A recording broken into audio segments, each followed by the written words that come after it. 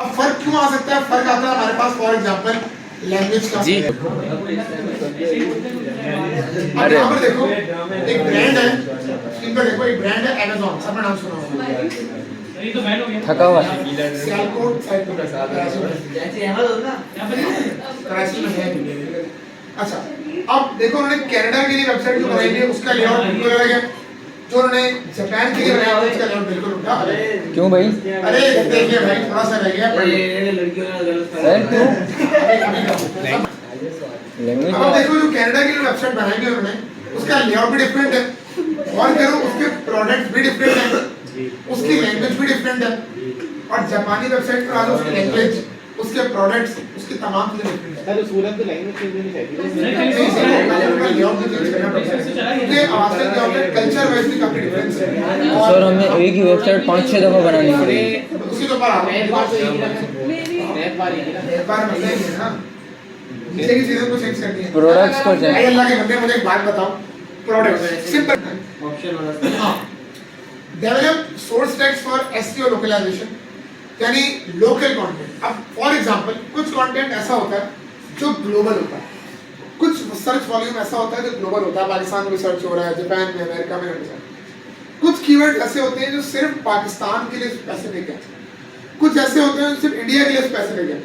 आपको ऐसे कीवर्ड्स के ऊपर भी जब आप लोकलाइजेशन के ऊपर काम कर रहे होते हैं तो आपको ऐसे कीवर्ड्स को भी देखना पड़ता है। एक्सट्रैक्ट की टर्म्स फ्रॉम द सोर्स, की टर्म्स का मतलब क्या है? Keywords. Add suggested topics in the target language, बहुत बार देखिए वो सजेशन आ रही होती है, users who bought this also bought this, ताकि आप मजीद वेबसाइट को एक्सप्लोर कर सको। शायद अगर आपको अभी अपने काम की चीज नहीं मिल रही है तो आगे आने वाले वक्तों में आपको मिल जाए। Find a match between source terms and target terms. Use computer assisted translation tools (CAT). अच्छा वैसे तो आजकल इसका कोई फायदा हमें नहीं होता, गूगल ट्रांसलेट कभी कभी ऐसे ऐसे ट्रांसलेशन दे रहा होता है कुछ समझ नहीं आ रहा होता है। पक्की उर्दू भी बोलता है पक्की उर्दू नहीं, वो जिस तरह की ट्रांसलेशन दे रहा होता है कभी कभी। माय एआई से पूछा करो सारी बातें। नहीं वेबसाइट के ऊपर माय एआई लग नहीं सकते, हम वेबसाइट की बात करते हैं, ठीक है? अच्छा अब मिशोर ने एक बार बात की है भाई, ऐसा नहीं है कि आपने ट्रांसलेशन वेबसाइट ही करवा ली उसी पूरा रिलाई कर रहे हो, उसको प्रूफ रीड भी करना है। प्रूफ रीड का मतलब क्या होता है? उसको चेक करना है, वेरीफाई करना है, भाई सही भी किया नहीं की, कोई ऐसे वर्ड तो नहीं आ गए जो समझ नहीं आ रहे यूजर को, कंफ्यूजन भी तो बताना है ना। लोकलाइज रिमेनिंग एलिमेंट्स, ये बेसिकली कुछ स्टेप्स हैं कि आप जब लोकल वेबसाइट्स के ऊपर काम करते हैं तो आपने अलग-अलग वेबसाइट्स को एसईओ कैसे करना है। लोकल अब यहाँ पर हमारे पास क्या चीज आ रही है? SEO internationalisation. भाई लोकल वेबसाइट तो बन गई, अब आते हैं इंटरनेशनल के ऊपर। इंटरनेशनल अब पहली चीज आपके पास आ जाती है यूआरएल स्ट्रक्चर। क्या आ जाता है भाई? URL structure. यूआरएल स्ट्रक्चर में देखो पहली चीज लिखी है सीसीटीएल।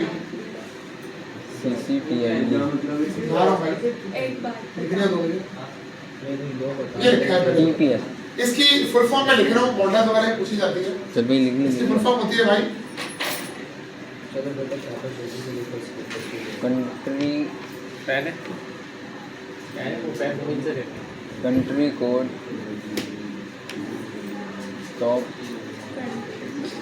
Level development country code top level domain country code top level domain. अब कंट्री ये क्या होती है समझ लें। पाकिस्तान की वेबसाइट खोलते हो बराबर लगा होता है .pk, इंडिया की खोलते हो .in लगा हुआ होता है, अमेरिका की खोलते हो तो .aem जैसा में लगा हुआ होता है, यूएस का .us होता है, ये तो सब दुबई में होता है।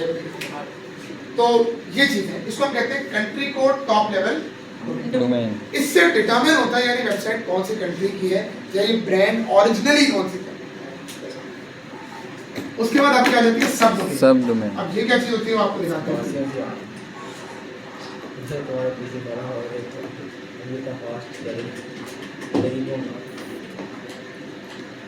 इसलिए एग्जांपल मिल जाए तो करना पड़ेगा।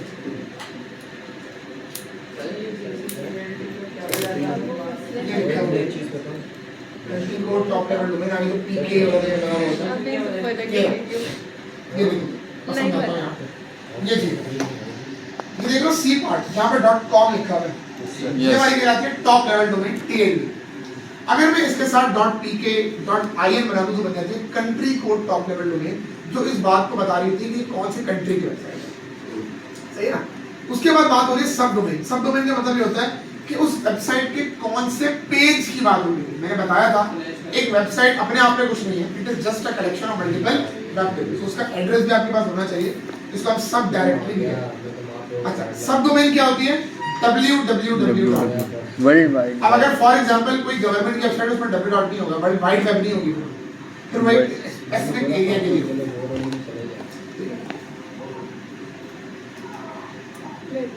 ये क्या है भाई? GTLD, global top level. अब इसको क्या है सर? दुनिया की ग्लोबल ये हो गई आपकी टॉप कंट्री। भाई, ये भी लिख ले, और अपना global top GTLD, level domain. इसकी भी लिख लो भाई, ग्लोबल टॉप लेवल डोमेन। इसका मतलब क्या है? फॉर एग्जांपल simply.com या बहुत सारी वेबसाइट होती है .global, .en, en का मतलब होता है इंग्लिश। हाँ, इंग्लिश आ गई। en का मतलब होता है इंग्लिश। जहाँ जहाँ पर इंग्लिश लिखी जाती है वहाँ पर वेबसाइट चलेगा ग्लोबल। अच्छा, अब टारगेट ऑडियंस कैसे सेलेक्ट करें या लोकलाइजेशन क्यों करने की जरूरत पड़ेगी? 4 फैक्टर है। पहला है local language. For example Pakistan की वेबसाइट बन रही है तो पाकिस्तान में जापानी वेबसाइट तो बना नहीं सकते, यस, अंग्रेजी लिखनी पड़ेगी। उनको लिखनी पड़ेगी। उसके बाद करेंसी। अब पाकिस्तान के अंदर अगर आपने वेबसाइट बनाई तो प्रोडक्ट्स आपको पीकेआर में सेल आउट करने पड़ेंगे, क्योंकि लोगों के पास जो करेंसी मौजूद है वो पीकेआर है। अब आप ऐसा नहीं कर सकते कि आप बना रहे हो पाकिस्तान के लिए वेबसाइट और उसमें करेंसी आप डाल दे रियाल, ये नहीं हो सकता। डॉलर। उसके बाद एक और फर्क भी आता है, टाइम जोन। टाइम जोन का मतलब ये होता है, फॉर एग्जांपल ये पाकिस्तान में अगर बज रहे हैं 12, हो सकता है कोई ऐसी कंट्री भी हो जहाँ पर 10 बज रहे हो सुबह के, ओ भाई, कुछ ऐसी होती है जो आपसे आगे होती है, उसको हम कहते हैं GMT,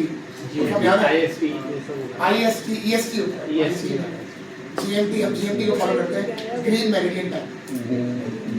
ठीक है, उसके बाद आपको आ जाता है कल्चरल डिफरेंसेस। अभी मैंने बात की क्या पाकिस्तान में स्कर्ट्स नहीं बेच सकते, ठीक है, साड़ियाँ नहीं बेच सकते, बाहर बेच सकते हो भाई, बाहर जा सकती ठीक है है। ना।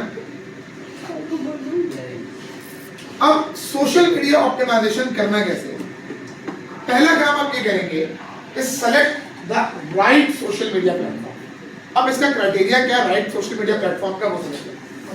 आपने इस चीज को नोटिस करना है कि आप जो प्लेटफॉर्म सेलेक्ट कर रहे हैं या आपकी जो वेबसाइट है उसकी ऑडियंस आपको ज्यादा से ज्यादा कहां पर मिलेगी।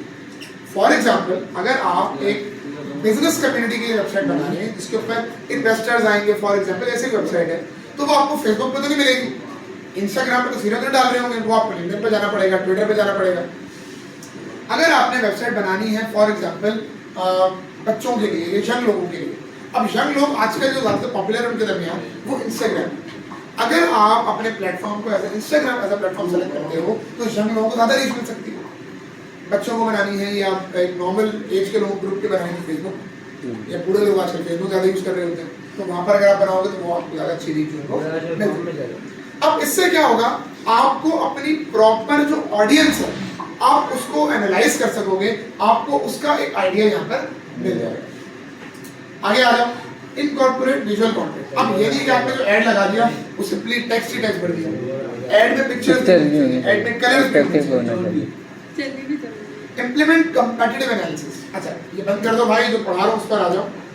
सर जोनरी को याद कर रही थी। ओके, कंपेटिटिव एनालिसिस का मतलब ये होता है कि यार फॉर एग्जांपल मैंने एक कपड़ों का ब्रांड खोला है तो उस इंडस्ट्री के अंदर मैं अकेला तो नहीं हूँ, मेरे और भी बहुत से लोग काम मेरे साथ कर रहे होंगे, जिसको हम कहते हैं कंपेटिटर्स।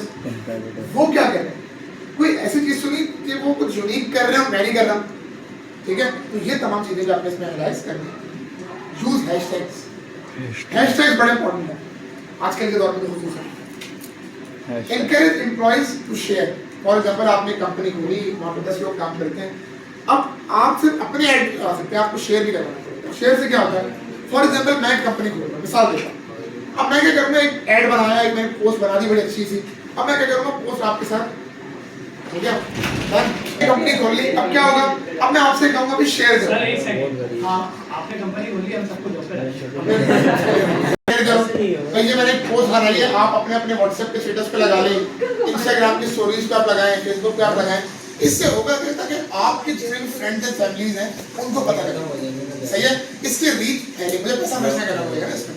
अगर फॉर एग्जांपल यहाँ पे 10 लोग बैठे हैं और 10 लोगों के स्टेटस पे 100 व्यूज आते हैं एक पे, तो 10 को 100 से मल्टीप्लाई करो तो ठीक है, बाकी को यार ये बस सबका हो गया सब। ये तुमसे पूछ रहा हूँ मैं 10,000 तमाम लोगों का सबमिट हो गया फिर रह गया 10,000 सात लोगों का नहीं आएगा आसान है ठीक है लो हैशटैग कैसे यूज करें? वेबसाइट पे अभी मैंने कभी यूज़ नहीं किया सर सर हैशटैग कैसे यूज़ करेंगे हैशटैग किसे करते हैं हैशटैग खतरनाक कीवर्ड होते हैं अब वो कीवर्ड डायरेक्टली किसी भी प्लेटफॉर्म पे सर्च करने